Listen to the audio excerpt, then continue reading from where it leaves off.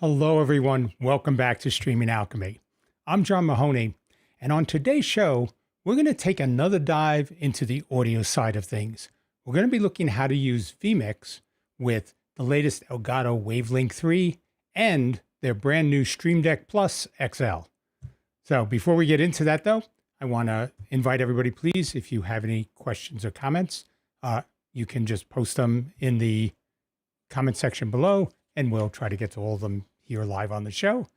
Also, if you'd like to join us live on the show to ask questions in person, we have a link here in the show notes and here on the screen. So please be welcome. Don't hesitate, and somebody from the studio will get you on. Okay, so let me start off by giving you a sort of a concept of what we want to do here. So one of the things that Elgato recently released is their Wavelink 3 software. And what Wavelink 3 is, it's a new model they've introduced that will allow you to take and set up input channels and output mixes, define which channels go to which mixes, and then send that along to other programs in a audio chain. And the best thing about this new release is that they have just made it completely free. So I thought it was a great time to sort of jump in and cover that. You don't need any Elgato hardware to actually leverage this. But we're going to be looking at using that combined with a Stream Deck XL, a Stream Deck Plus or Stream Deck Plus XL, anyone which have knobs, to actually do audio controls on that. And there's a couple of reasons why you'd want to do that and use the Wavelink 3 software as well. So I guess let me start first by going into some of the comments here. So we have a number of people who've lined up. So Michael, thank you for joining. Always great to have you here. So Mio Lydia, thank you for joining. Great to see you here. And thank you for being up so late at night to watch this. Definitely appreciate it. So Jesper, good to see you again. Thank you for being here. Bill, always good to have you here, Bill. Thank you. Oh, and thank you. I mean, we've had a lot going on. So, great. So, this is Caleb Nation. Caleb Nation, thank you for joining here. He says he was hesitating installing the Wavelink on the vMix PC because he's concerned about audio driver conflicts, especially with cable A being used. So that is something that we'll actually talk about specifically because the Wavelink 3 gives you some options around that. So that could be very interesting for you. So, all right. So let's get started. And to do that, we're going to jump in to the Wavelink side of things. And I want to just touch on the interface for Wavelink 3. So the way it lays out, firstly, you go over to mixes. So there are different, any hardware that you have plugged in will show up here. So in this case, we have the new Wavelink XLR Mark II, which actually this was sent over by Elgato to us to give it a try. But this is the only piece of gear that they sent over. So everything else is stuff that we've purchased or downloaded. So this gives you the ability to set up and configure all the hardware, but then it also has a section called Mixes and Effects. And when you click there, that's where you get the core mixer and router layout for the Wavelink 3.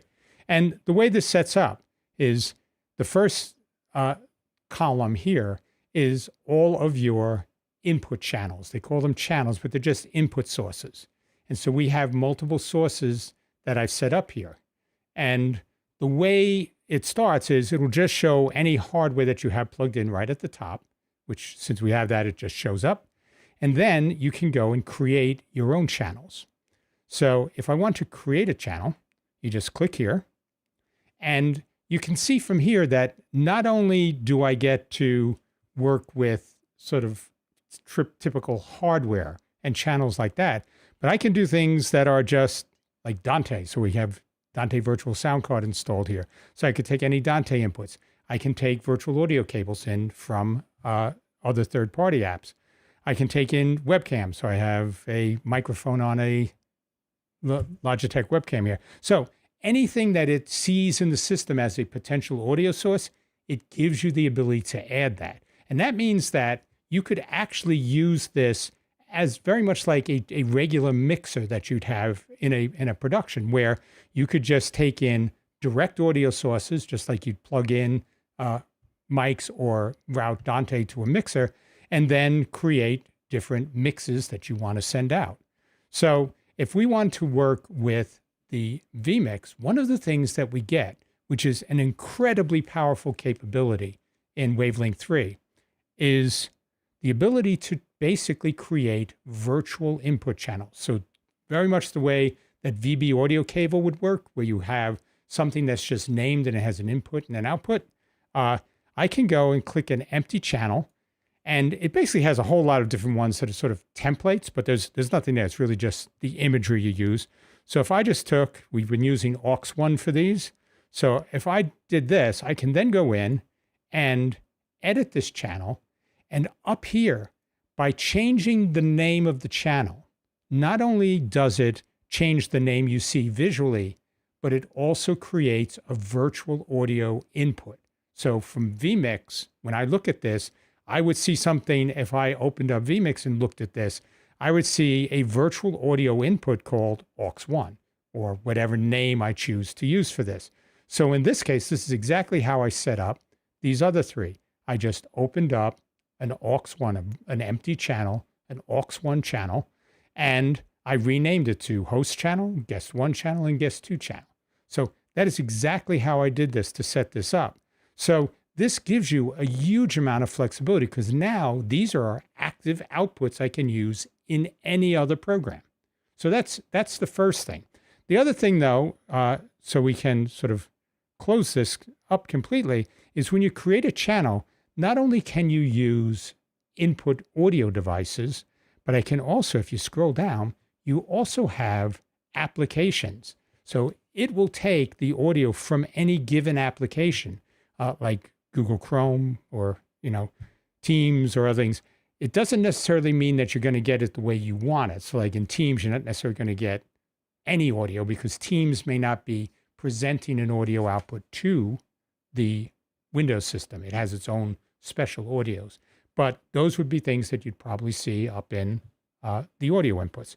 So this just gives you that. So for instance, if you wanted to play YouTube videos as part of something you were showing in a demonstration, you could just go into Chrome, open up YouTube in Chrome, and now you'd have an audio channel for your YouTube videos that would be formed here. So very, very powerful stuff. So that's how you create all of the channels, the inputs into this. Across the top, you have what are called mixes, and it works in a very similar way. You can basically go and create a mix by clicking Add Mix on the side over here. And when you do that, it just puts another mix here. And like before, I can go and add, whatever. This is just a virtual output now. I could add a specific hardware audio output. So say I wanted to send this mix out to Dante as a transmit, I can do all of that. But what I do get, in addition, just like with creating virtual inputs, I now create virtual outputs as well. So this is like the VB audio cable outputs that you get. And this is something that I could pick up downstream in another application. So if you were doing something, say with Zoom, and you wanted to feed this into Zoom, you create a virtual audio mix here that could be specifically targeted to your Zoom audience. And then in Zoom, that becomes your microphone. You pick up that virtual audio channel. So incredibly powerful stuff here. So let me just get rid of this mix so we have the basic layout here. So the way I have this set up is I have a host and 2 guests. So this would be my typical sort of production audio that would be coming in. And then across the top, I have my returns that I would make to each of those, which would be for the host and guest 1 and guest 2. And so this could be if you're using a mixer or some other thing to, that would be your traditional way of sending a mix minus back. You can now do that here. And the way you do that is if I want to add a channel to an input, I just click here and say add channel to this mix. So now I clearly don't want the host hearing themselves because that's something, so I can just delete that. But the way I have this set up is the host hears the two guests. The guest hear the host, and they hear the other guest. And that's the way I have this here, the host and the guest one. So guest one hears guest two hears guest one. And for the program, this is what I'm going to route back into vMix. The program gets all of them. And so you know, what you're seeing here is I have in vMix just 3 videos looping for this, and each one talks in turn. So you just have audio popping out. So you see the host talking here, and then when the host finishes talking, then guest one talks. And when guest one finishes talking, then guest two talks. So this goes as loop. But you can see exactly how this is working in these mixes. So I now know when somebody is talking, where that audio is being routed visually. So I know the host audio is going to both my guests right away and to program. So I'm seeing this. And these are actual meters. So it gives me a lot of visibility into how all of this plays out. So that's really how all of this is set up on the Wavelink side. So before we get into the vMix and start to show how I stitch all of these together, let's see, I think we have a few more comments here. Wayne, oh, thank you. This must be very late in the morning for you over in Australia. So thank you for joining us live here. I appreciate it. So, Studios, hopefully I said that right. Thank you for joining. Definitely appreciate it. William, always good to see you. Thanks for joining. Okay, then. So let's now dive into the vMix side of things. And we're going to start by talking about how we have this set up. So I mentioned that we have 3 looping videos that are playing over here. And so these videos are looping. I have audio that I added, just some basically noise audio to make this work. And those are all being routed to the mixer. And the way I'm moving the guest audio from vMix into Wavelink is I'm using the buses here. So what I have for these now is I'm taking these audio sources and I'm routing them to specific buses. So bus A is my host audio. And you'll notice that I'm not sending it to master because I'm using the mix I get back from Wavelink 3 to create my master. So my host is going to bus A, my guest 1 is going to bus B, and guest 2 is going to bus C. So we have this setup now where they're all going out buses. And then we have sort of our normal, this is our multi-box shot where everybody's talking. But here in input 5, that's where I have my audio return. So if I go to input 5, let's start with this so you can see this. If I'm looking at what input 5 is, yeah, I can stop this temporarily. I'm coming up and I can see the audio devices. And what I'm looking for is the program audio. So that is what I named that mix inside of Wavelink 3. This is now sending this in as virtual audio. So I select that as program audio coming in, click OK, and now I have that audio back online. And this is all coming in as effectively a virtual audio cable from Wavelink into vMix. Now, for sending the audio out from vMix, we actually go into settings and go to audio outputs. And this is where you have now the all the buses, and everything you can do in the buses. Usually you can just have them enabled if you're using them inside of vMix or doing things with virtual audio cables. But that's what we're doing here. We're using the 3 virtual audios that were set up when I did the channels inside of Wavelink 3. I set these up, and these are the audio mixes. So you can see them here, the guest channel 1, 2, and the host. These are all here. So this is how I am pulling this audio out of vMix and putting it into Wavelink. It's going out virtual audio cables. So we have these all set up here. And when that's done now, we have the full loop set up. My audio comes out of vMix. I move over to my Wavelink, and inside of Wavelink now, that's coming in on these channels that I have set up over here. So you can see these channels are all here now. That's where the audio is coming in and gets routed appropriately, and then comes out program audio and goes back into vMix here as that input 5. Now, you can get some latency. We found that it isn't bad. It's probably, maybe a little over a frame, just about. So it isn't necessarily noticeable, but this is something that you could go and create a video delay.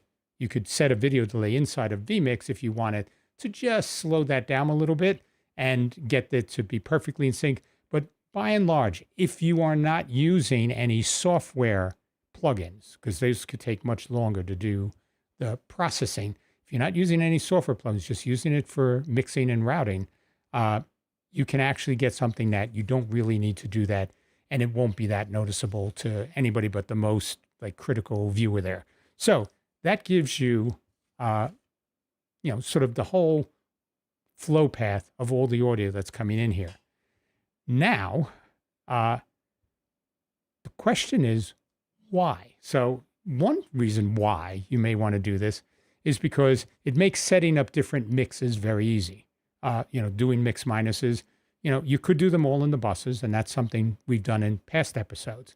So, but it is something where if you weren't necessarily comfortable, it's a much more logical way to view the audio signal path, because it puts it out very much in a sort of a layout, a visual layout of the whole path. But there's another reason, and that other reason is this device that's sitting right here beside me, which is having the ability to control this with actual tactile dials. And there's a double reason for doing it this way. So we'll jump to that in a second. I think we have a few more comments, and I definitely wanted to connect with everyone here. So Mr. Advent Media, thank you for joining. Always good to see you again. So up from the UK, so thank you. So Lydia is saying it looks like the Dante controller, but you can also mix inputs, not just route them. Yes, and that's the great thing. So that's a really good point that you're making there, because you get mix levels for the channels themselves, but in the mix, you also had the ability to control the level within a mix. So say you had different types of music or audio that are playing, you may turn around and say, might want to turn that down in the host mix, because they've heard all this stuff. They don't necessarily want to hear the audio very loud. They just want to hear it enough so they can. So you can set individual audio levels inside of each one of the mixes, as well as the overall audio level of the channel input coming in, of the source itself. So very, very powerful there. So thanks for pointing out, because yes, it has very much a Dante-esque type of flow. So I think we have one more, Tobias Meiser. So hopefully I said that correctly. Sorry if I did not. But thank you for joining us from Denmark. Definitely appreciate that. Okay. Oh, we have Samuel Nordvik. Samuel, thank you for joining all the way from Norway. So again, very much appreciate you taking the time to watch us live. So let's dive in now to this next piece of it, which is all about the Stream Deck Plus XL. So first, let me actually do a full shot of this first, so I can talk a little bit about the device itself, so you can see this a little more close up. So what makes this different? This is very similar to the Stream Deck Plus, except the Stream Deck Plus had 8 buttons, albeit larger buttons, size-wise, and it had 4 dials. And the Stream Deck Plus XL has 6 buttons, which when you're controlling, using this for real controlled audio focus, those extra physical dials can be really handy. But but it also has an extra column of buttons here. So as opposed to having the 32 buttons that the Stream Deck XL has, this now has 36 buttons. So you get 9 columns, 4 rows of buttons here. But what we're going to be focused on right now are the button section, and the other great thing here is you have meters that you have with dials, basically visual screens that go along with these buttons. And that is where this really shines. So one of the things I want you to notice as you look at this is you can see here that the audio levels on these things, as people talk, you can see all of the audio levels on the sends, on the inputs, the channels, and the returns. They're all moving. And so if I wanted to make adjustments, I can actually see what's happening with the audio levels that are in the signal that is coming in or out of this based on whether this is a mix out or a channel in. But I get to do that. And that is the incredible power here, because you not only get to like have a dial, which you could do directly in vMix, and I'll show that in a minute, but this gives you that visual feedback. I'm now seeing meter levels. I'm now seeing where things are set. So I don't have any confusion, and all laid out in logical order.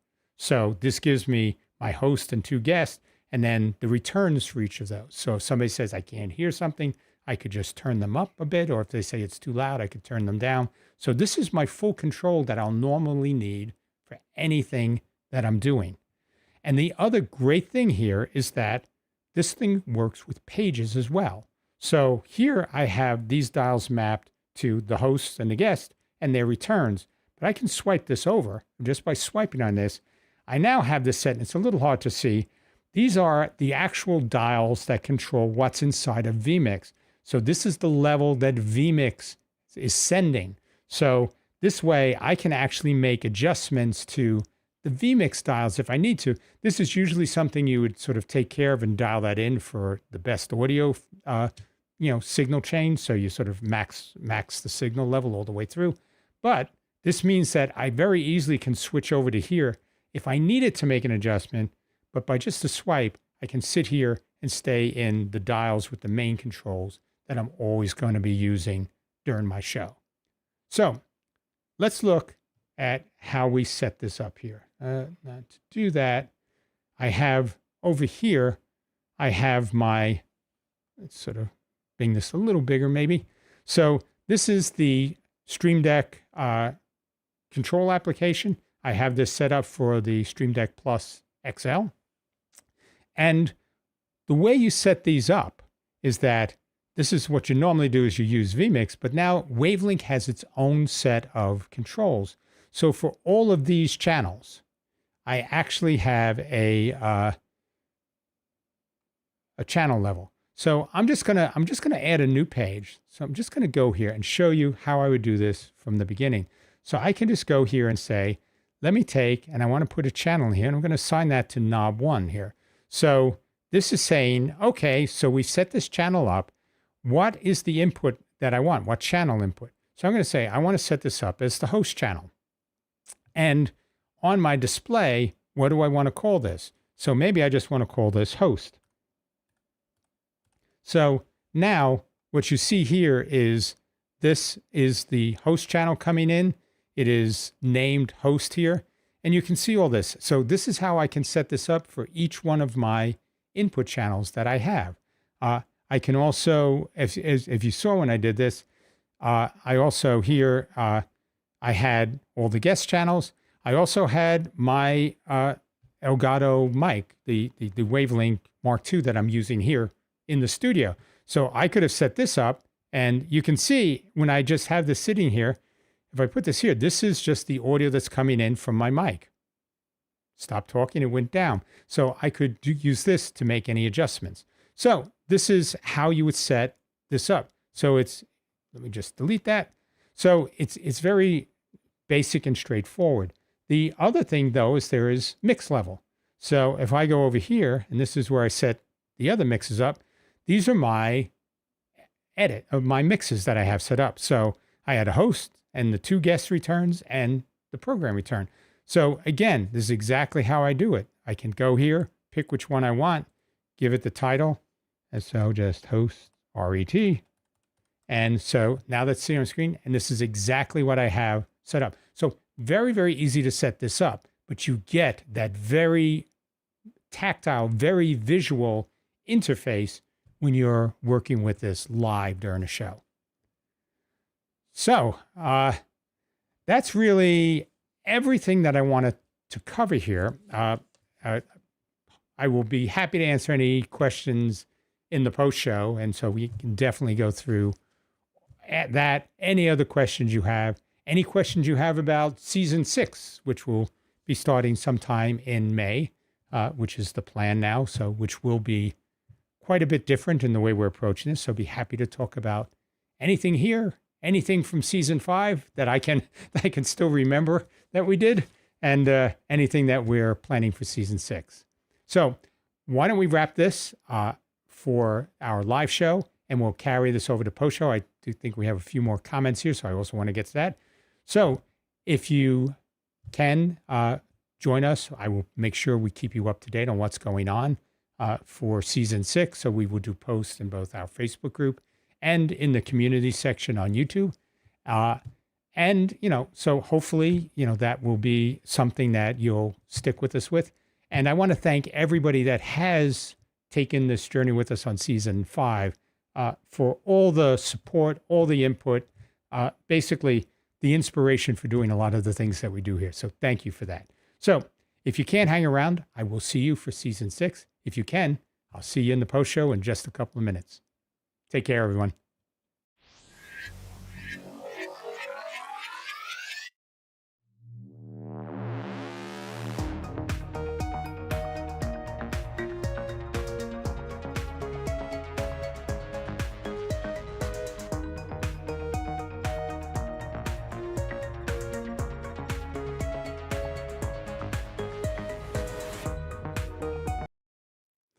Hello, everyone. Welcome to the post show.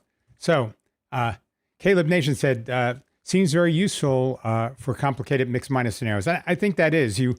You have, now there are limits. I think there are 5 or 6, I forget exactly. There are 5 or 6 mixes that you can set up in this. So it doesn't have like an indefinite extensibility, but for a lot of the stuff that most people will do, that should be fine for setting up these types of mixes. And I think it's really very, very powerful for that. Plus very visual. So you're seeing everything and where it's going in a very visual sense, which I think is valuable.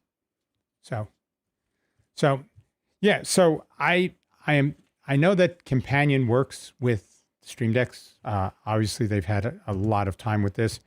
And I know that there's also something new with Companion called Buttons, which is a new approach that came out with the Stream Deck Studio, which is, I don't have one, but that's something that, is definitely sort of part of the continuum to level up from what you have here with the Plus XL. But yes, I think that it will just be, if it isn't compatible sufficiently, and it may be, I haven't tried it yet with Companion, I'm sure that will happen imminently because it's something that is very well covered by that community.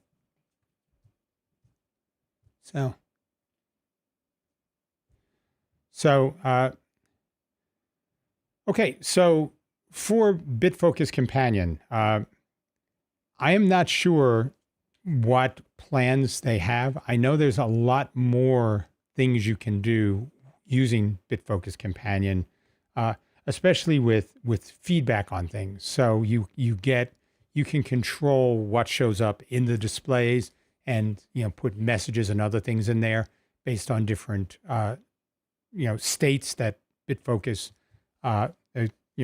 Companion is controlling inside the system. So a lot of things you could do with that. I'm not a Companion expert. We've used it. We've used it with our own product. So one of our developers did work with the code on that and has that up and integrated. So there are definitely things that you'll be able to integrate using Companion. I'm sorry, I just don't have more detail on that. So Caleb Nation saying, this is probably a beginner question. What do you set for your Windows audio input and output devices? So usually when I set this up, I'm setting up usually whatever specifically that I want to have as my ears on at any given time. So right now in my system, I have this set for the headphones coming out of the Wavelink, the Wave XLR, the Elgato Wave XLR. So that's basically how I have that set up. And the input I always set for my mic. So I tend to be specific with it. So I know I'm not going to get a surprise. It's explicitly set, but I know people do different types of things. But this is definitely something that you could turn around and set this up as virtual audio devices and stuff like that you could then route in here. So it could give you different ways to handle that. But that's the way I have this set up, with explicit devices that I've picked for each of my mic and my headset. So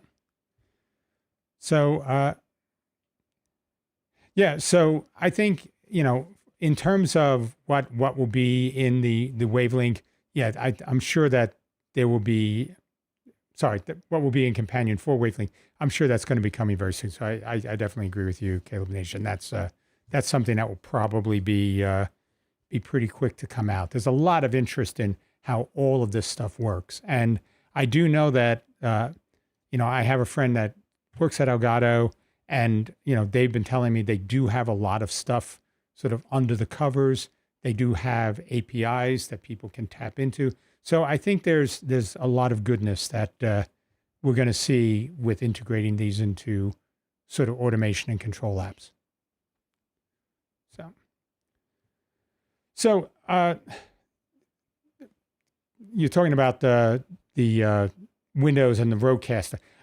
I have heard, and this is, that the Rodecaster and vMix, there are certain things that you need to do to get that to work, that it isn't a plug and play, that it needs specific configuration. So I don't know, because we don't have a Rodecaster, so it isn't something I've done, but I have heard that from other people, that it does require a bit of finagling and setup to get that to work the way you want it to. So it's probably, if it was dealing with the Rodecaster, that could definitely be it.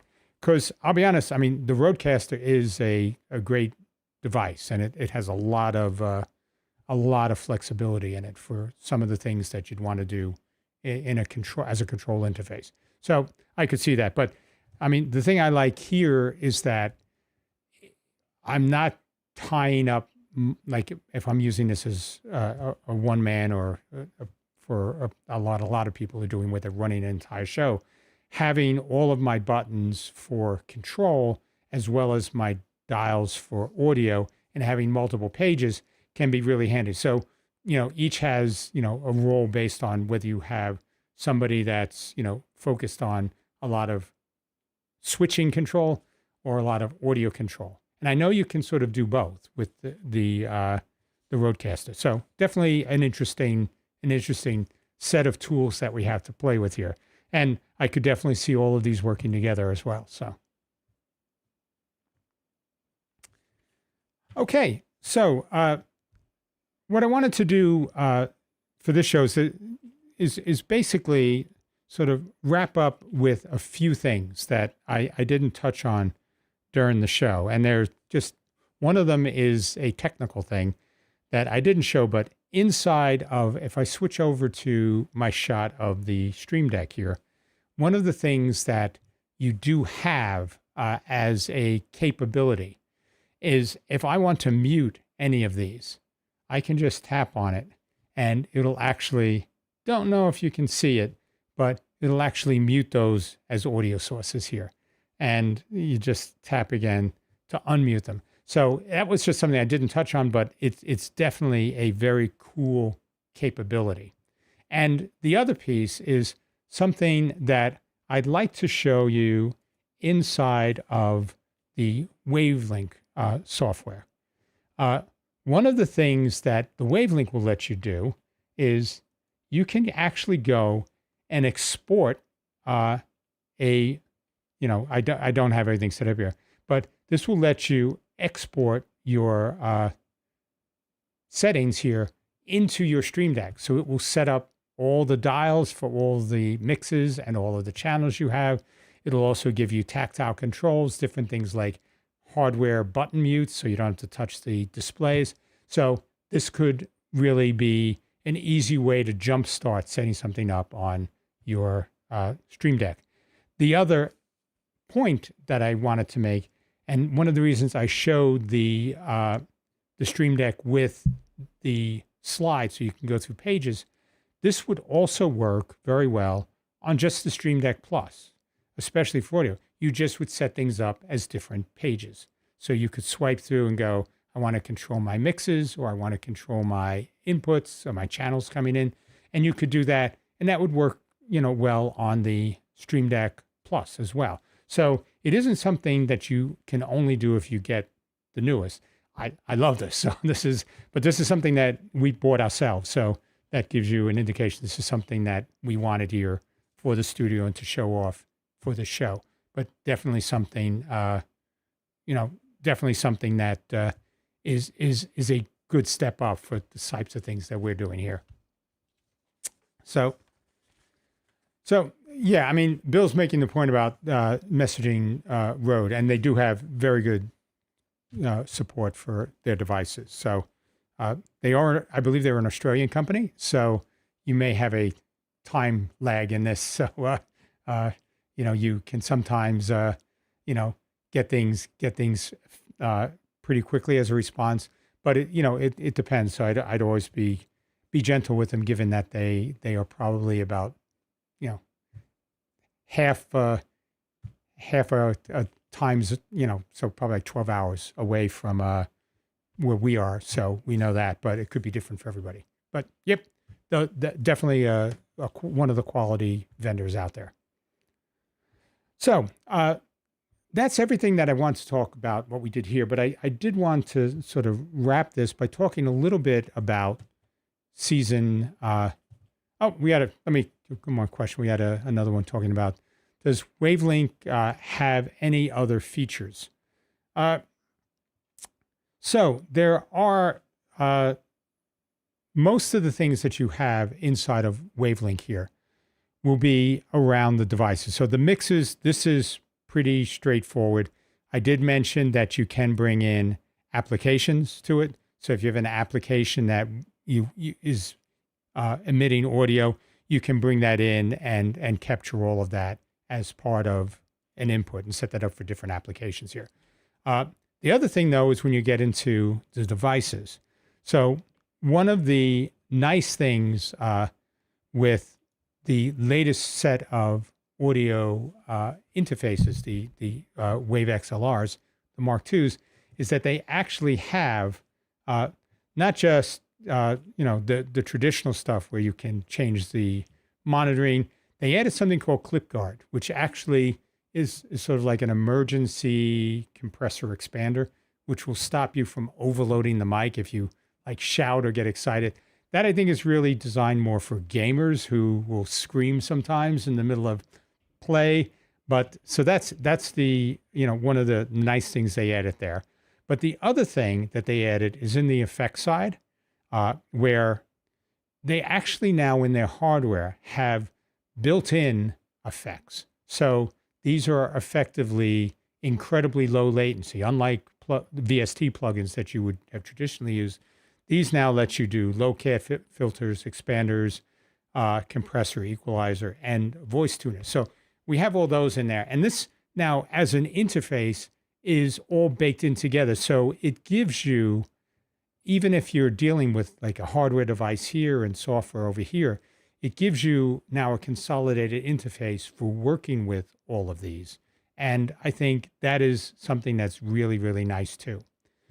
One of the other elements that it has in here is the ability to do sound checks. So if you've ever done sound checks for production, you're always going, test 1, 2, hello, this is a test, welcome to my show, and doing all the things you do. You can now actually have it record that and loop it back. while you're dialing in the sound. So you can say it once, have that loop play, and then make all the sound adjustments that you want. And that is something that can be really handy when you're setting this up in a new environment or with new devices, or just doing a pre-show test to make sure everything is good. That's another nice thing that it has feature-wise. But most of the enhanced features are things that are built into their hardware inputs. The Wave XLR and the new Wave XLR Pro, which I believe is coming out next month or something, which is sort of a two-input version of this with a few more bells and whistles baked into it. Okay, so that's probably as much as I have on, that I can think of as new features inside of Wavelink. But I just think the whole approach, the whole setup is really excellent for this. So about season 6 and what we're doing.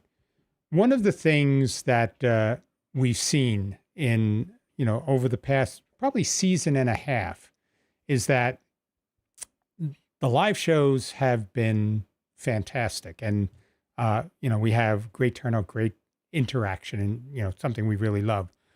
But YouTube has been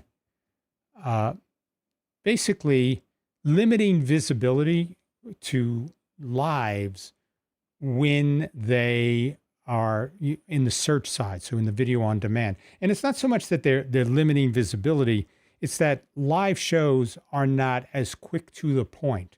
And in the YouTube environment that we're dealing with today, if people come in here and say they wanted to search for something on vMix and Wavelink, we took probably 5 minutes plus in the beginning of the show to, as part of the community, to talk about what we're going to talk about, to get into seeing everybody that's commented and welcoming people. So all of those elements that make live such a great community space actually hurt the video on demand side, because people typically don't click on the live if they're looking for a specific answer.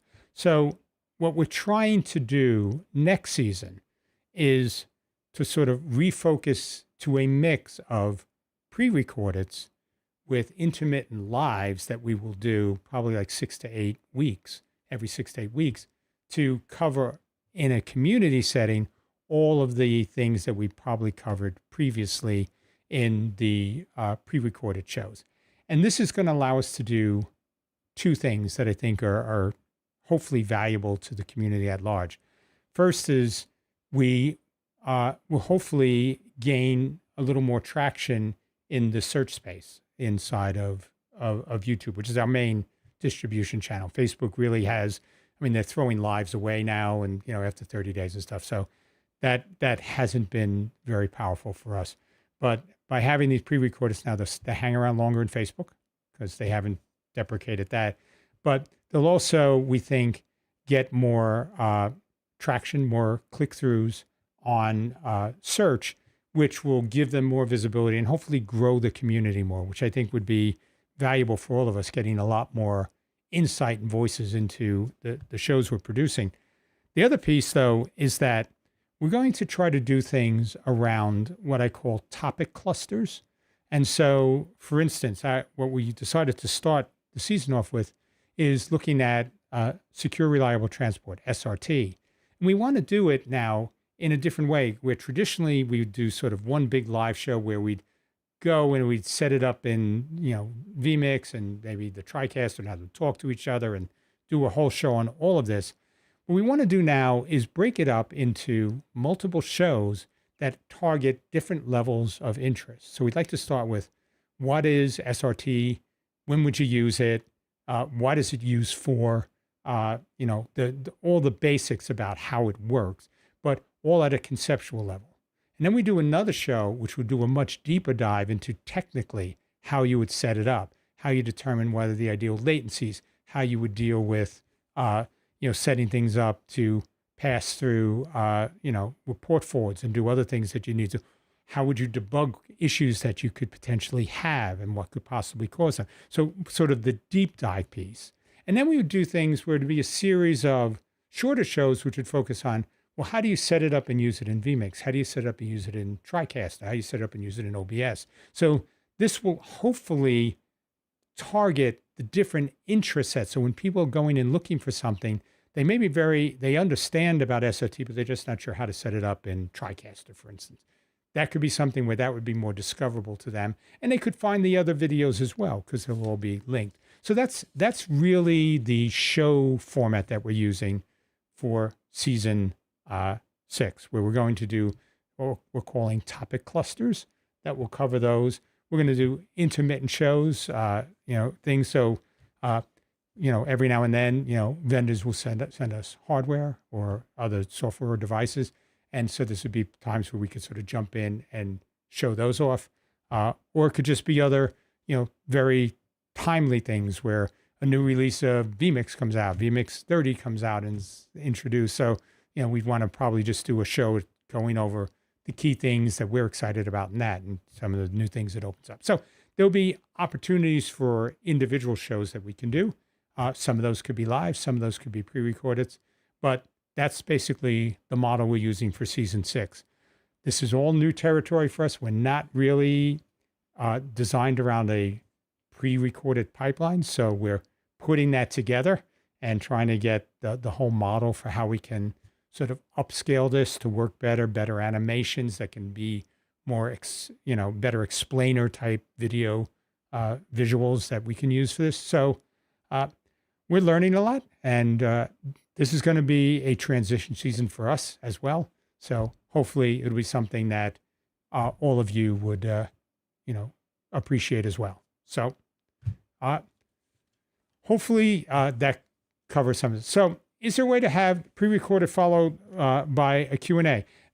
Yes, that is something we've talked about as well as a possibility. We're trying to get all this stuff hooked up, so to speak. So one of the things that you can do in YouTube is you can move people from a pre-recorded and lead them into a live. So that is something that we've looked at doing. So we're trying to figure out the best way to do it, because you typically don't want to end a show by telling people to go to a live in the pre-recorded market. Because for people, they'll be like, well, I'm not, that live is only there when it's a premiere. So you can set that up as, so we could do this as premieres and have the premieres segue into live.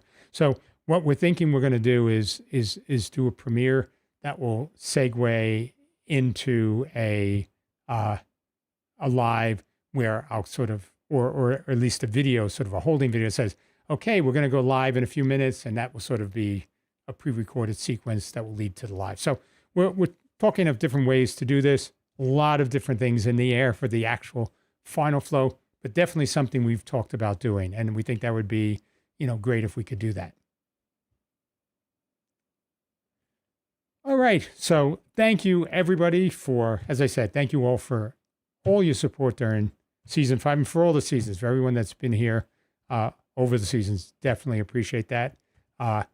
Really looking forward to getting season 6 underway, getting the workflow nailed down that we need on this end, and producing content that is really interesting to all of you as well, without jeopardizing the community aspect of this, because that is clearly something that's very important to us. So we're going to work. If we get the balance wrong, we'll make adjustments, but season 6 will be a growing and learning season for us as well. So hopefully you'll stick with us, and we will keep everybody up to date, both on the Facebook group and on the community page here on the YouTube.